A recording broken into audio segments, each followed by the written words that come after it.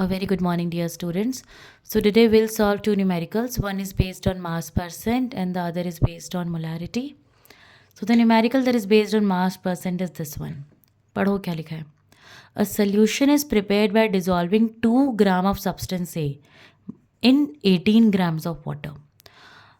तो A क्या हुआ? Solute, mass of solute 2 gram in 18 grams of water, मतलब mass of solvent comes out to be 18 grams. आपको क्या चाहिए होता है? Mass of solution. वो कितना हो जाएगा? 2 + 18 which comes out to be 20 gram. Calculate mass percent of solute. Mass percent of solute कैसे निकालते हैं? Mass of solute divided by mass of solution into 100. Mass of solute कितना है? 2. मास ऑफ सॉल्यूशन कितना हो गया? 20 इंटू 100. इसको जब आप सॉल्व करोगे तो आपका आंसर आएगा 10%. Am I clear with this? The second question is calculate molarity of NaOH.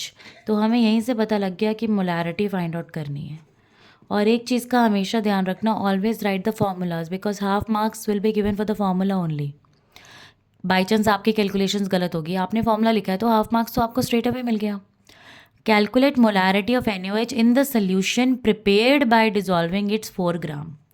मतलब mass of NaOH which is the solute is 4 grams in enough water to form 250 ml of solution. मतलब volume of solution भी मिल गया. Volume of solution is 250 ml. आपको निकालनी है molarity.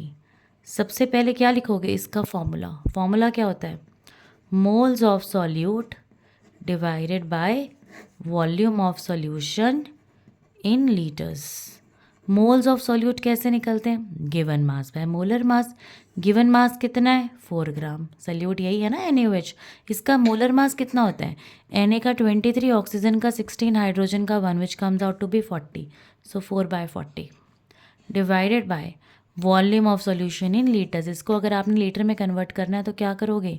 Into 10⁻³ litres.